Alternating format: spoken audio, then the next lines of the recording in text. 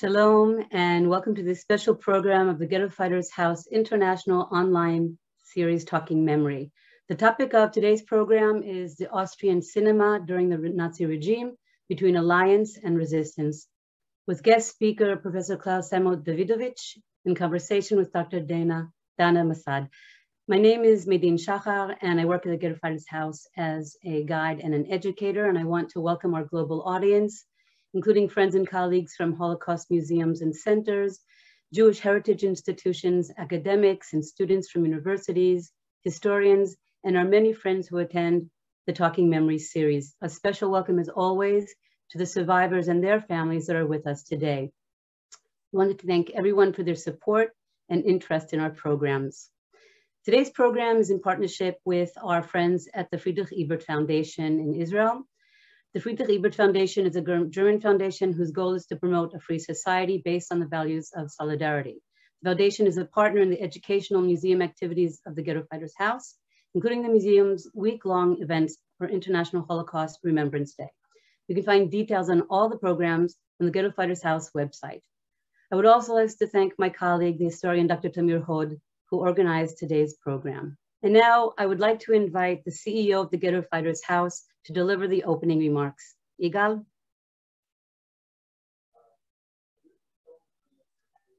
I think you're on mute.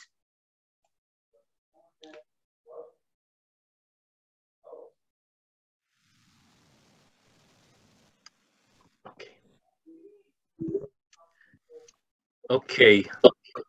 Dear guests, this week we mark International Holocaust Remembrance Day, the 77th anniversary of the liberation of Auschwitz-Birkenau. This camp has become a symbol of the evil that humanity is capable of creating. At the Ghetto Fighters House, we have chosen to engage in the power of the human spirit and its ability to resist this evil. This resistance was expressed in various ways during the Holocaust and World War II. The spirit of rebellion gripped Jewish and non-Jewish people and groups in Europe and abroad. It is expressed in a comprehensive way in the Warsaw Ghetto Uprising that became a symbol of resistance to the whole world. For us, dealing with resistance and the human spirit is an essential and inspiring task that today, more than ever, we have instilled in the younger generation as we take on the responsibility of telling this story from the survivors. From all those groups and people who made the brave choice to oppose the Nazi regime, we chose to engage in resistance precisely in Austria. It is crucial for us to shine a spotlight on those inspiring cases and learn from them, and no less important, to show the different voices that there are in every society, the voice of courage and extraordinary heroism. I want to thank the Friedrich Ebert Foundation, Dr. Paul Pash, director of the foundation in Israel, and Yehudit Stelmach, the active manager of programs, for our partnership and the remarkable way we work together. Thanks to Professor Klaus Davidovich and Dr. Dana Masad, our guest today.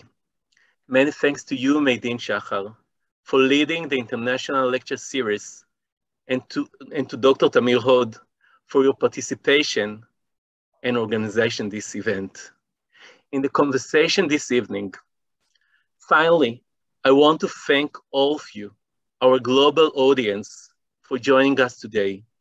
I wish us all a meaningful and interesting program. Thank you. Thank you, Igal. And now I would like to invite Yehudit Stelmach, who will speak on behalf of the Friedrich Ebert Foundation. Yehudit. Thank you. Good evening, shalom, and welcome to everybody. This is really exciting to participate in such an event in the week in which we commemorate the International Holocaust Remembrance Day with so many people from all over the world. I must say this is an overwhelming feeling to be part of this. So thank you everybody who have joined us tonight. As mentioned before, I'm representing tonight the Friedrich-Ebert-Stiftung, the German political social democratic foundation that has been working for democracy and social justice since 1925. The Israel office of the Friedrich-Ebert-Stiftung, that was officially opened in 1978, fulfills a particularly important role. It engages with the history of Israel and Germany and the legacy of the Shoah, as we realize that we cannot look into the future without dealing with the past. We therefore particularly value our partnership with the Ghetto Fighters House Museum, as we share the understanding of the importance of remembering the Shoah, learning as much as possible about this dark period in our history, and sharing this knowledge with as many people as possible, especially with young people. We also share the goal of advancing humanistic values, as Igal mentioned before, in particular in view of the terrible consequences of the absence of such values. I would like to thank my colleagues at the Ghetto Fighters House, Igal Cohen, Chava Cohen, Medin Shachar, Tamir Hod, and Shira Halpert, for the pleasant and professional cooperation that made this evening possible, and also our event on Thursday that was mentioned by Medin. I also want to welcome you, Professor Davidovich, as our guest speaker from Vienna, and thank you for your participation.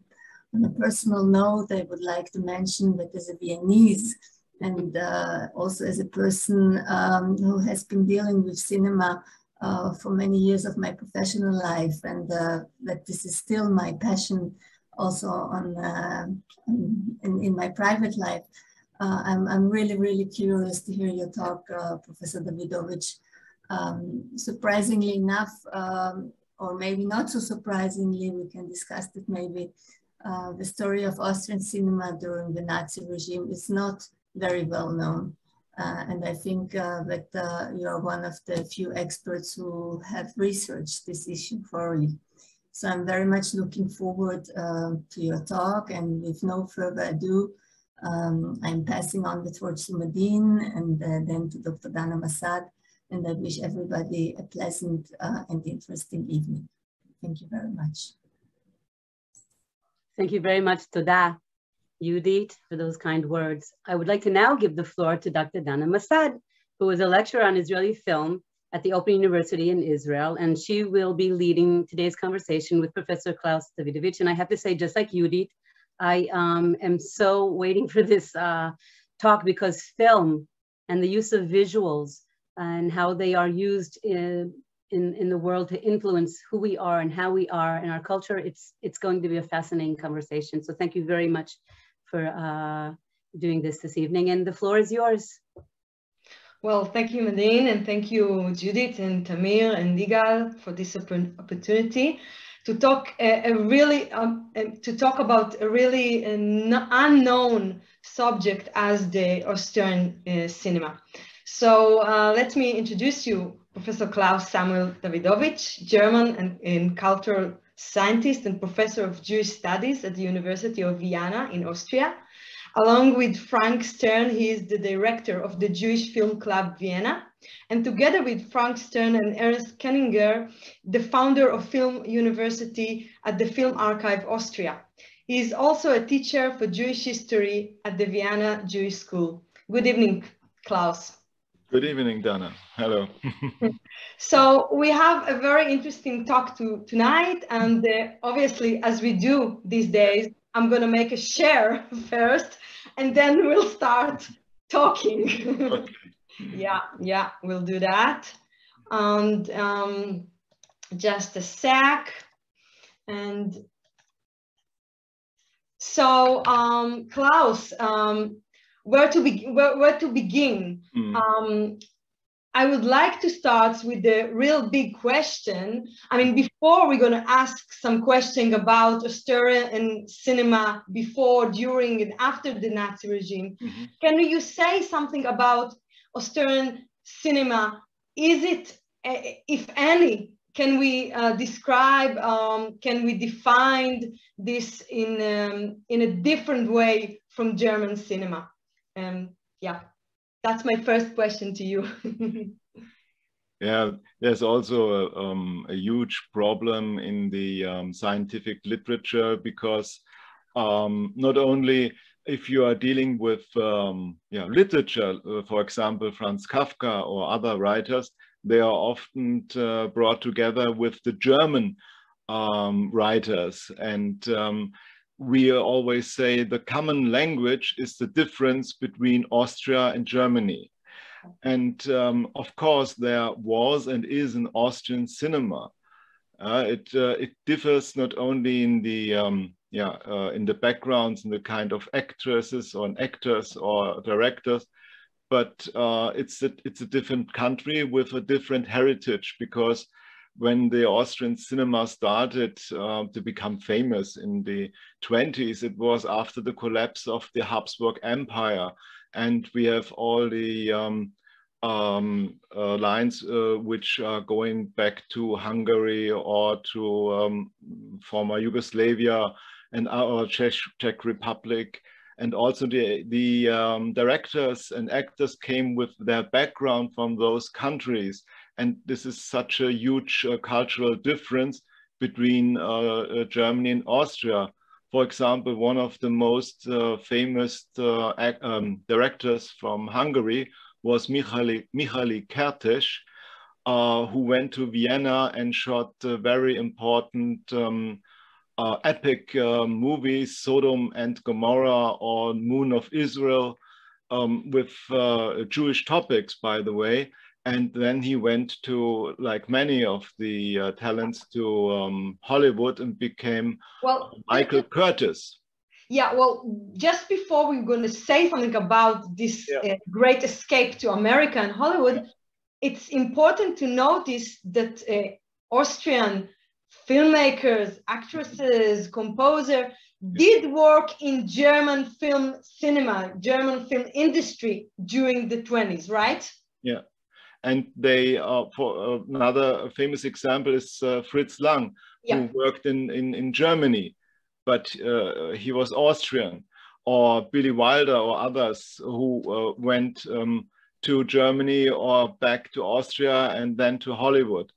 But it was a difference between the German film industry and the Austrian film industry. And later, after the Second World War, it's a national cinema of its own.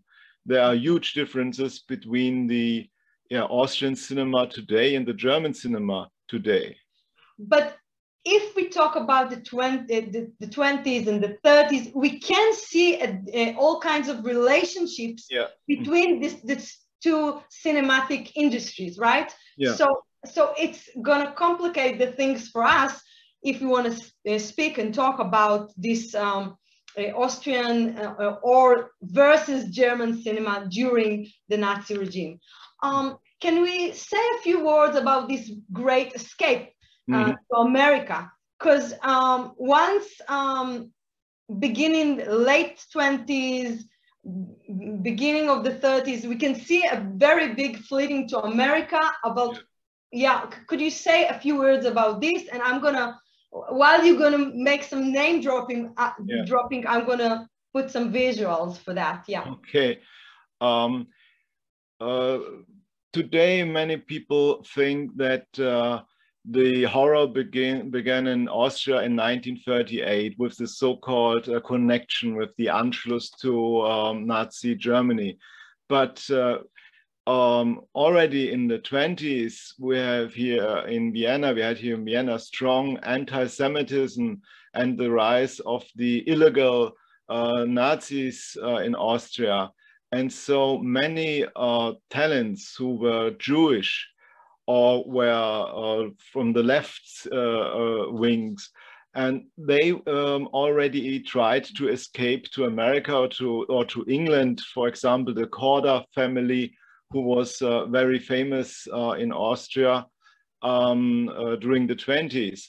And the problem is when you see, for example, the biography here, we see Fred Zinnemann. He went to Hollywood already in the 20s, but he was raised in Vienna. He was born in Poland, but he was raised in Vienna, and he went to school in Vienna and also to university. And he suffered under the strong anti-Semitism at school, at university, and also he loved to climb the mountains. And then he founded a Jewish so-called Alpenverein, a community for climbers, because there was such a strong anti-Semitism in the non-Jewish society for climbers. And so he was in Hollywood during the Shoah, but he tried to help his parents who were killed during the Shoah. He sent visas and affidavits and stuff like that, but those papers never reached his family, and he could only manage to rescue his brother, who was very famous in the American army. And so we have talents who already went to the States in the 20s or in the beginning of the 30s. Composers like Max Steiner, like Korngold, or later directors like Fritz Lang, or producers like Sam Spiegel, or here we see Otto Preminger. But, you know, they were talents who created first works in Austria or in Germany, and then they had to deal with the different language in England or in the States, and it's what was not so easy sometimes for them when they were actresses or actors. Producers or writers or directors, it was easier for them. If you see or you watch interviews with Billy Wilder or with Otto Preminger, you still hear the Austrian accent in their English, but some of the actors, they couldn't speak English, and they started to work, and they had to remind all the lines by heart, and they didn't know what it meant to translate it, and this was very horrible for them to went into immigration. Max Reinhardt, he was such a great director, and he only shot one movie in Hollywood, the Midsummer Night's Dream. But it's important to say these are really central figures in Hollywood as well. So this is a massive escape to Hollywood with a very important, all kinds of film producers, directors, actresses.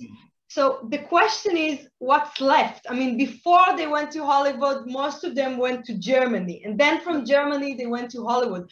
So what was left in Austria's cinema, Austria film industry by the late 30s? You know that Goebbels thought, the propaganda minister, he thought he could replace the Jews very easily. And sometimes it was very strange when there was a famous comedian, for example, Felix Bressard, who played in To Be or Not to Be. He is the one who always wants to say this famous dialogue from the Merchant of Venice in To Be or Not to Be. Ernest Lubitsch, To Be or Not to Be, right? Yeah, and then he replaced him with an upcoming actor. His name was Theo Lingen, who was very famous later. But so they choose new actors to replace the old ones, even when they are similar in shape or in kind of comedy or stuff like that. And so perhaps some of the great actors of the 30s or later 40s or even after the Second World War would never have been so great if the former actresses or directors had been not forced to leave the country. Yeah, because of the void these people left behind. Mm-hmm. Yeah. So we want to say a few words about the Austrian film industry during the Nazi regime. I mean, can we speak about Austrian or German Nazi cinema? And I would really like you to introduce us, because I don't think most of our audience know these examples. If you could please say a few words about companies like Vian Film Companies and others, which are very important to understand this specific time in history. First, we have to keep in mind that Goebbels and also Hitler, they didn't use film just as an example or as another thing like the radio or like newspapers. They were crazy about movies. And for example, Hitler and Goebbels, they always watched a movie in the evening. And Hitler has three things when he watched a movie. First, the film is good, or second, the film is not good, or I don't want to watch the movie further. Mm-hmm. And so his company had always to bring new movies to him and to Goebbels to watch them in the evening. So they were really crazy about movies. And this is also very strange because they love to see movies which were forbidden for the rest of Germany. For example, the King Kong movie. This was the favorite movie of Hitler. And it was forbidden in Germany. It was shown under the strange title, King Kong and the White Woman. And then Goebbels realized, oh, it could be seen as the love between a black person or a Jewish person and a white, Aryan, fair-haired beauty. And this couldn't be on the German screen. And so he banned the movie, but it was still one of the favorites of Hitler. And so they used film as a propaganda instrument because the new sound movie, it was just 2 or 3 years ago that sound was invented. And so they realized with the pictures, they could bring their messages to the people. Sorry, but when we speak about this production during the Nazi regime in Austria, we don't usually speak about what we usually think of propaganda films, right? I mean, that's the special, can we say a few words about that? You see, in Germany, around 1,000 or 1,100 movies were produced in those 12 years. And the people went to the cinema, the figures were rising through the Second World War. More and more people went to the cinema. And in Austria from 1938 to 1945, around 40 or 50 movies were produced. So those are the figures. And of course, Goebbels wanted not direct propaganda. There are direct propaganda movies, but he wanted propaganda as entertainment. Mm-hmm. And this was very important for Goebbels, even with movies about fairy tales and stuff like that from the Brothers Grimm or others. And for the so-called Wien film, the films of from the production studio in Vienna, he wanted typical Viennese comedies, opera, musical films. And this was the demand of the propaganda minister. And already in 1935-36, there was a contract between Germany and Austria that no Jewish actress or something could work in the Austrian industry. Mm-hmm. Otherwise, they would ban the movie in Germany. And this is, so the connection began already years before. And then all the production studios were forced into one and two minor studios. But the major studio was this Wien film. We have seen the picture just. Yeah, these are all Wien film productions. Yeah. Yeah. And there was some director here. He came from Germany, but the chief of production was Karl Hartl. And so the task was they had to shoot Austrian comedies or musical films, and not directly propaganda movies. And this was a walk on a narrow ridge, the whole thing. On the one side, they had to bring typical Austrian elements from history, from the Habsburg Empire, with the Viennese dialect and stuff like that. But Austria has to be shown as part of Germany. And this never worked out completely. It was always, you see here the famous actor Hans Moser on the right side. He was a big comedian, and he always used the Viennese dialect. And his task for Goebbels was his kind of figure, the typical Viennese citizen. He has to suffer and to see that the German way of life is better than the Austrian. But the audience loved him and not the Aryan couple or others in the movies. And this was a kind of problem. And there were movies who were subversive in their way, when they strengthened the typical Austrian way of life against the German ideals of male and female bodies and also marriage and stuff like that. And sometimes they succeeded, but it's a difference between the German subversive movies who were more directly subversive, like Reinhold Schünzel or Dance on the Volcano with Gründgens. It was much a greater difference in the kind of showing our resistance here.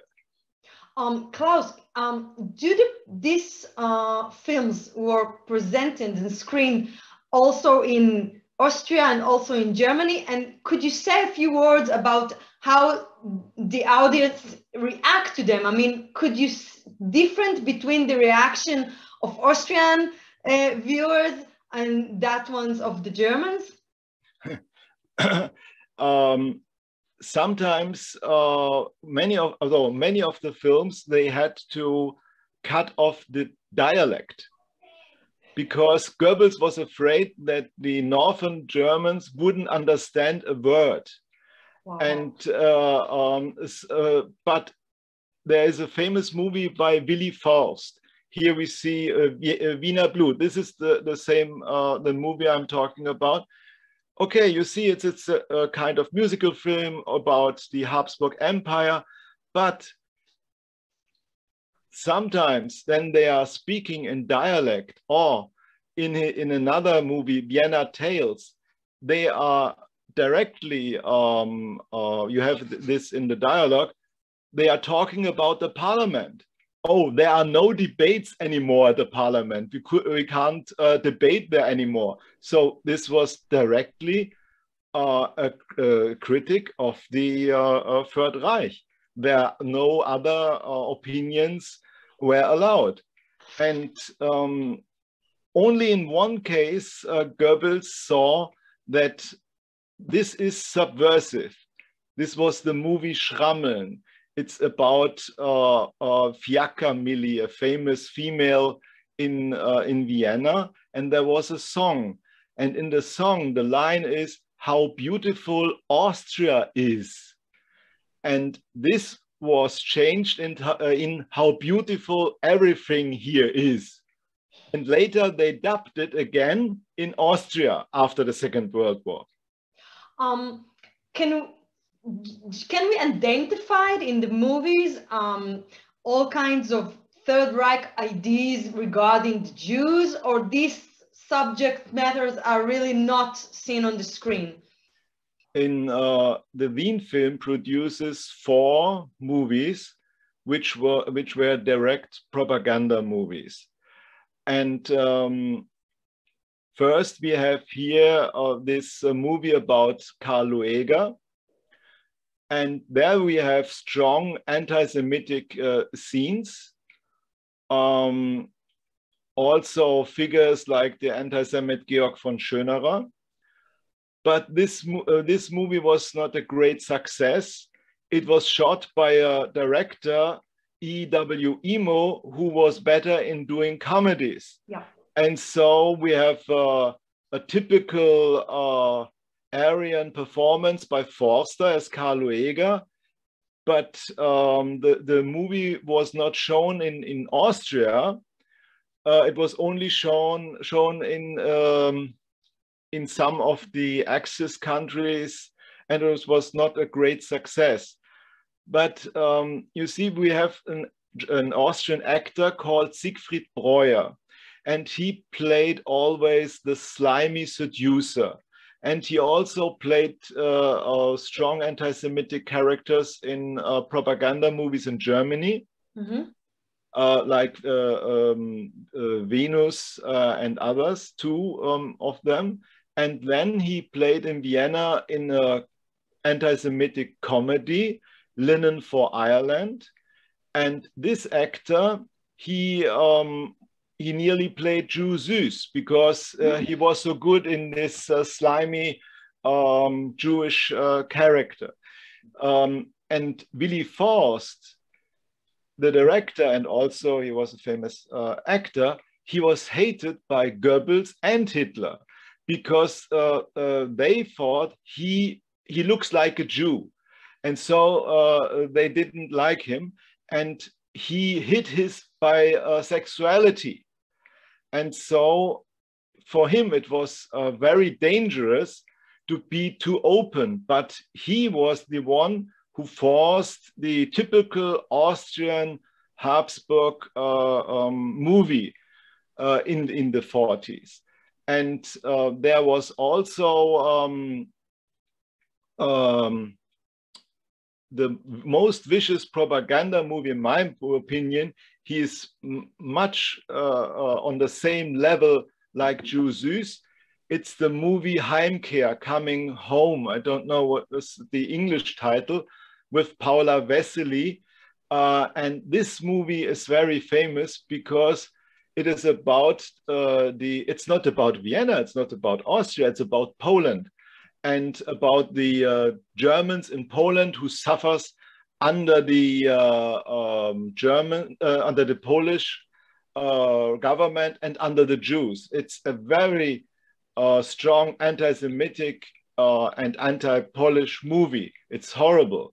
And the crucial thing is that Paula Vesely and all the other actors, and also the director Gustav Uczycki, they are very good. And so it's in the artificial way, it's a very good movie, but with horrible messages and horrible lines in the movie. And later, Paula Vesely has to excuse herself and beg for forgiveness their whole life. Well, that's the point when I want to go and speak about what's going on after the war. Can we see any difference between this industry, this film industry before and after? Can we see any signs of aftermath resistance? What's happened to all these people working and coping in Austrian film industry during the war? I just have to add one point to the last point, because you see, in Germany, they always, in the propaganda movies or in the movies shot during the Third Reich, they looked back into the 18th century. In the times of enlightenment, they looked back to Prussia and to geniuses like Schiller and others, or like the Frederick the Emperor. But in the Austrian movies, they looked back into the Biedermeier, into the Viennese Biedermeier. And this was a totally different time. It couldn't be absorbed for the typical propaganda uses. And this was also a difference in what kind of topics we choose when we are showing so-called historical movies. And also the Mozart movie by Karl Hartl, who was the producer, it's very different from the Schiller and all the other movies shot in Germany, because this Mozart is so soft. He has no demons to fight. He is a typical Viennese. And so it's much different from all these other kinds of propaganda. And in this movie, you see the difference in the languages, in the dialects. And there we have Kurt Jürgens as the emperor, Joseph II. And he could not understand one of his ministers because he's talking in the Viennese dialect. And he asked him, please repeat yourself. I don't understand.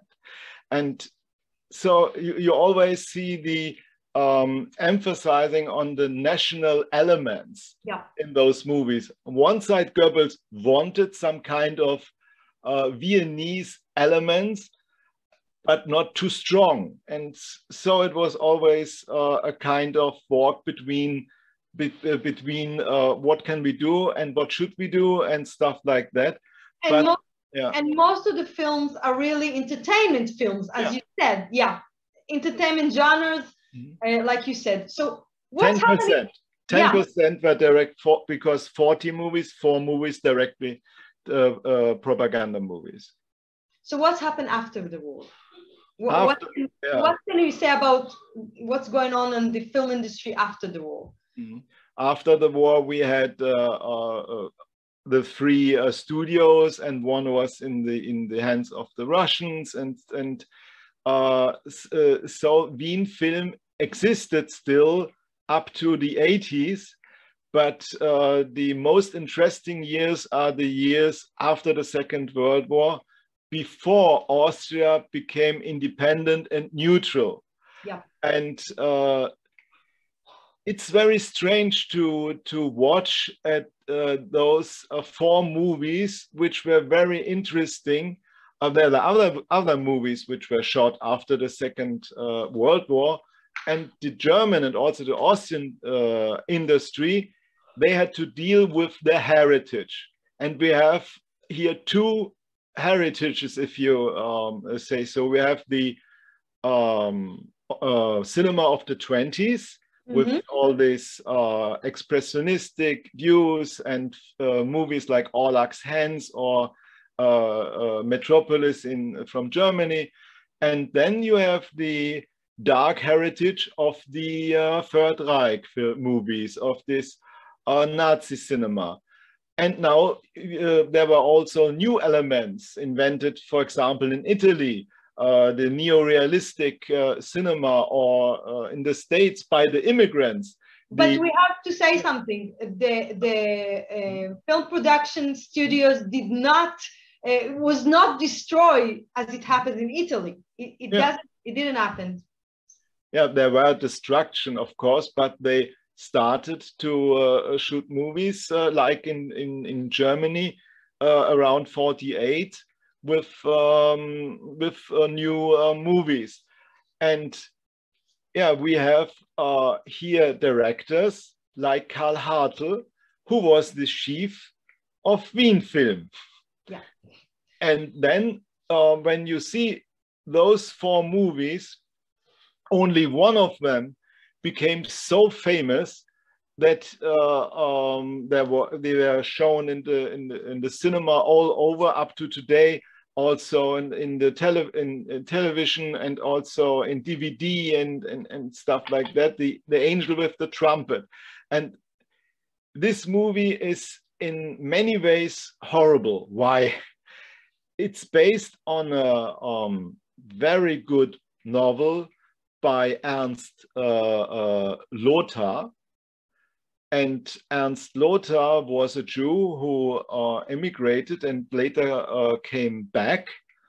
And the problem is, this good novel was destroyed in the movie, because most of the interesting Jewish characters were eliminated. Yeah. And also the death of the so-called half-Jewish character played by Paula Vesely. She was not killed like in the novel, but committed suicide, and others. So it was very softened version of the book. And for Paula Vesely, it was like going into a ritual bath and going into the mikveh. It showed the audience, look, I was in this terrible movie Coming Home, Heimkehr, but now Paula Vesely, I am playing a Jewish character. So please, let's forget the past. So basically, most of the actresses and the film producer and the screenwriters and the directors just continues. Yeah. They continued, but with in different parts. And on the right side, you see this green character in the poster. This is Siegfried Breuer. He played, as I mentioned before the slimy seducers, the Jewish characters. And now he again plays a slimy character, but a Nazi. Yeah. So, but yeah, it's a shifting, but it's the same character, not the same characters, but the same actors, the same actresses, and the same directors. And you know, in Germany, they tried to bring the director of Jew Süß into the prison. There were 2 or 3 trials against him, and he went out free. So if you can't bring Veit Harlan with Jew Süß, which was shown to the SS in the camps and so on, and before mass executions to stimulate the SS to shoot the Jews, then you can't bring Paula Vesely or any other into prison. Who made musicals. Yeah, who made musicals or entertainment. Sometimes they had they are not allowed to work, but then came also the politics from the so-called Cold War. Germany is now our friend, and Austria too, so we have to be kind to the people, we need them. And so also Ferdinand Marian, who played Jew Süß, he was allowed to act again, and he was so glad that he could work again that he drank too much, and then he had an accident with his car and died during the accident. But every other could work again. Only Heinrich George, he was captured by the Russians, and he died in the Russian camp because there was no medicine for his illness. And the others, they acted like before, or they started their career like Kurt Jürgens or other actors. So this was the Angel with the Trumpet, who was so successful, but this was also an English version shot in England, but with material from the Austrian movie. And the other 3 are very interesting topics, and the best of them, there's still no DVD, no Blu-ray, nothing of it. And it was never shown in the Austrian television, by the way. It's The Process. It's a strong movie against anti-Semitism. It's based on the ritual murder in Tisla-Esla in Hungary. And this was very, very interesting because we see here a famous director, G.W. Pabst from the Weimar cinema. Yeah. And he was the director, and also very good actors like Balzer or Josef Meiner. But he was working during the Nazi regime as well, right? Yeah, he showed one of this famous genius movies about Paracelsus. This was the only, it's not a directly propaganda movie, but it is the typical genius movie Goebbels wanted. Yeah. But the process is, it's a very good film because it showed and this is very strange. It must have been very strange for the few people who watched this movie. Yeah. 4 years ago, they are used to see Orthodox Jews as horrible or nasty, devilish persons. And now they see all the same Orthodox Jews as victims. They need help, and they are people like the others. And this was a strong message 4 years after the Shoah. But you said those movies were not shown on television, and they were not shown on like cinema during the years. So what's happening between the 50s and the 80s if we're gonna close the discussion in a few minutes? The movie The Other Life, das andere Leben, it is now on DVD. Last year it came out. First time last year. Yeah, it's first time last year, and was shown by the Film Archive Austria twice or something at television. But the other Duel with Death, who is about resistance, also Jewish resistance during the Second World War. Duel with Death. You see, it's hard to find a poster by this from this movie because there is no material, and he's not on DVD and others, and he's also produced by Pabst, who is so famous, and yeah, nothing. Is there any representation of the Shoah during these years, during the 50s to the 80s? I would say there are movies about the Second World War. Yeah, obviously. But without showing the Shoah in Austrian cinema. And when Austria became a state again, we have here, I would say, the gap or the void, because they're only showing comedies, drama, stuff like that, but there is no Jewish representation, no Jewish characters, no Jewish figures, not only from the past, but also there are no Jews in the present. Yeah. But you have on television. Yeah. So please say something about the television term and television, television role in what might be a different area. In the 60s, there was also TV movies like Mr. Karl by Qualtinger, and there were movies by Axel Corti and by Michael Kelemann, based on famous literature by Schnitzler or Josef Roth, Hiob, and other stuff. So in the cinemas, nothing, but we have those literature adaptations for television. In television.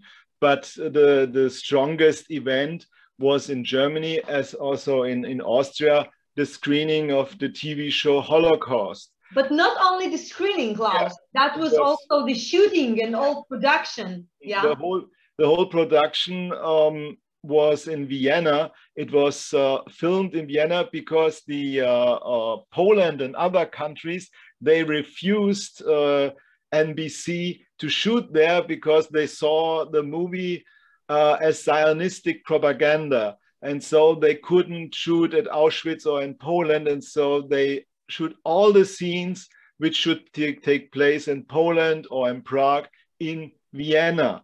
And they also made the casting here in Vienna, and nearly the whole Jewish community, or many of the Jewish community, played minor roles or just background figures in the Holocaust movie.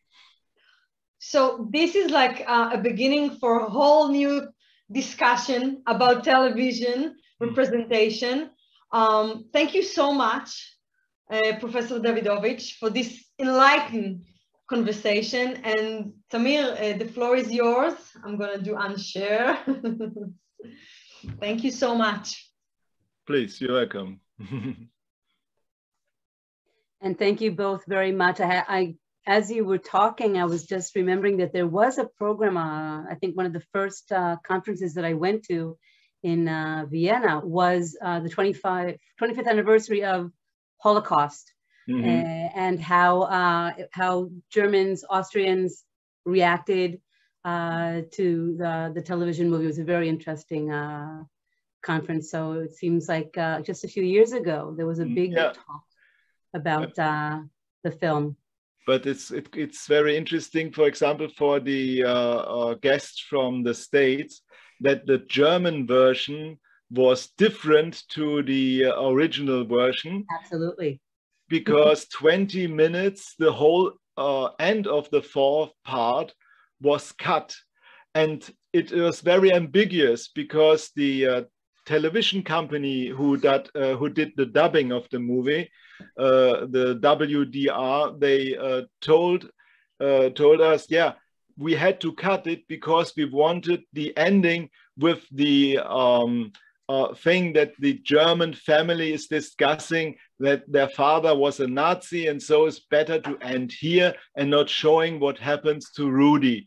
And but you have also then the other argument that the Zionistic ending or the pro-Israel ending is also cut from the movie, because Rudy is helping the partisans, and not only helping the partisans, but joining the Haganah to help Greek kids going to Israel.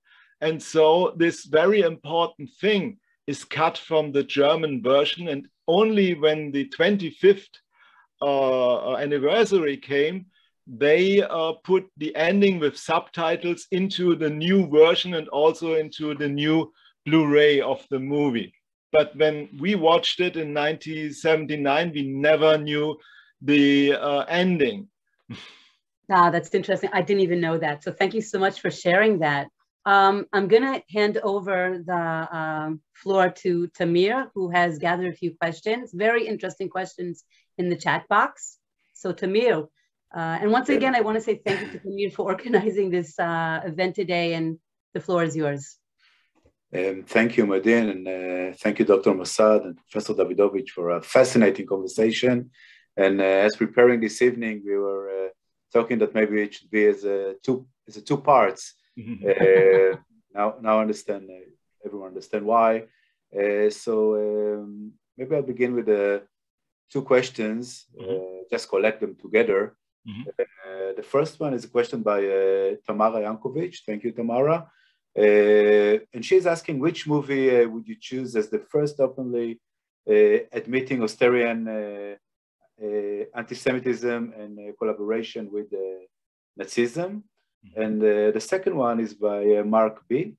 And he's asking, was Lenny Riefenstahl influential in Australian film making? Leni Riefenstahl was not important after the Second World War in Austrian filmmaking. She was working on her own legend, and this was especially in Germany. Many German directors and filmmakers, they loved her and supported her, and also believed all her lies about her life.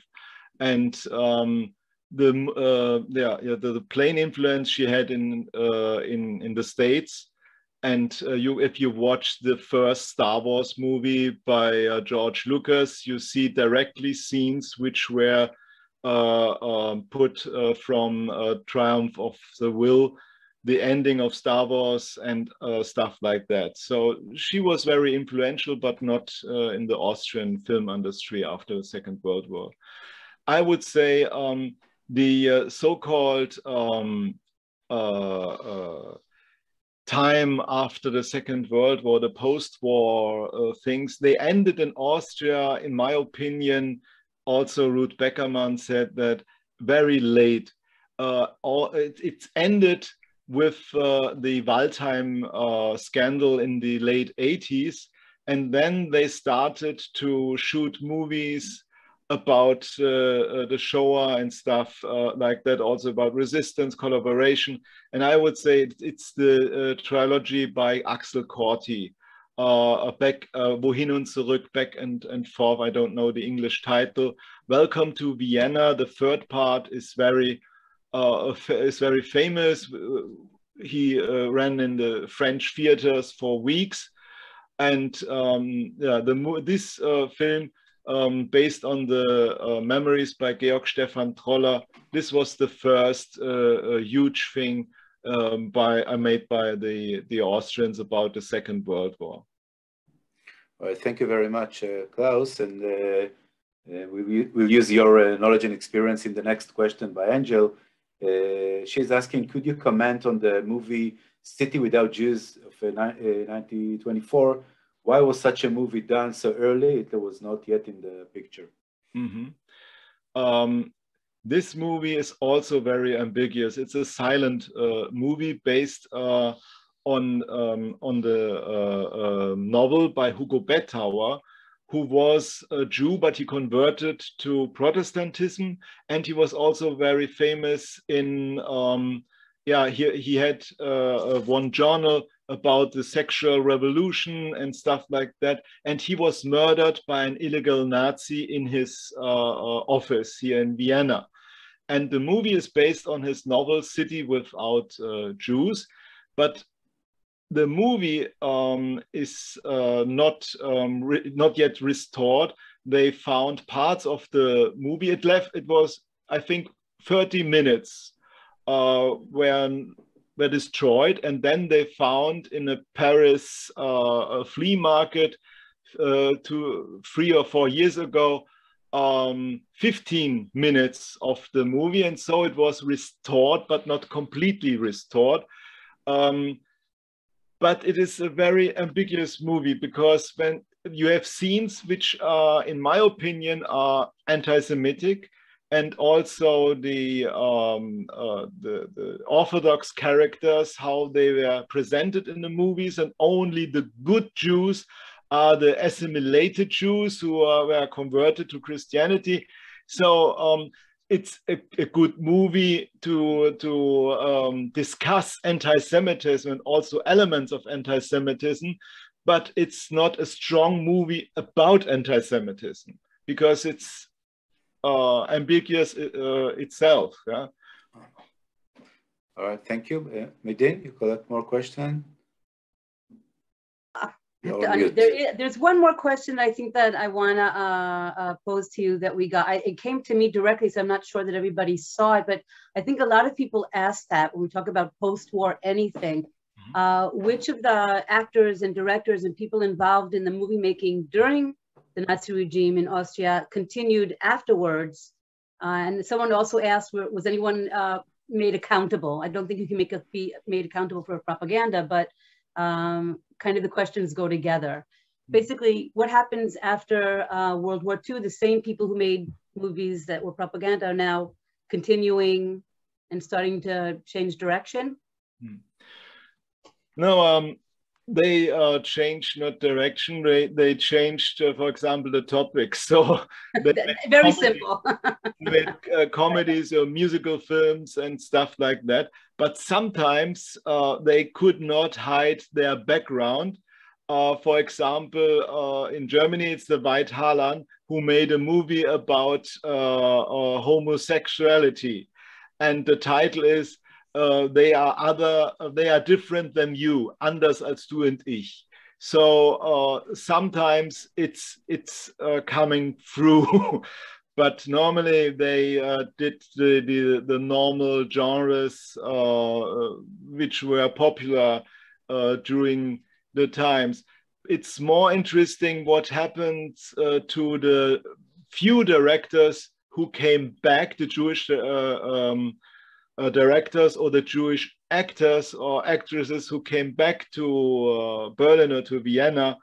And it's very interesting to see that very famous Jewish actors were the villains in the German crime movies in the 60s.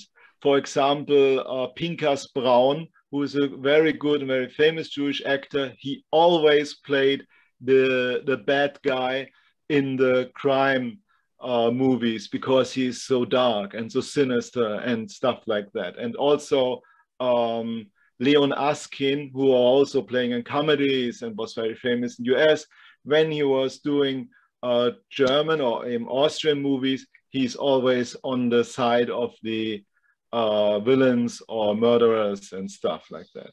So this is a very interesting side part. Wow, that is incredible. Someone just asked if there were any movies made in Yiddish, which is a very interesting question as well. But I think that at this point, I want to once again thank Dana and Klaus for intriguing interview conversation. And like Tamir said, we can continue to part 2 because it really is such a fascinating and complex subject. And it makes to see a micro history of one country, especially Austria, and see the connection so close to Germany, and yet what happens in the movies before, during, and after the Nazi regime is just fascinating. I want to thank Dr. Tamir Hod as well, my partner in crime, for putting together this incredible evening and finding these 2 speakers. Again, I want to thank the Friedrich Ebert Foundation and Judith for making this program possible. So thank you again, everybody, and hopefully we'll see you all on Thursday for our next online program. Shalom.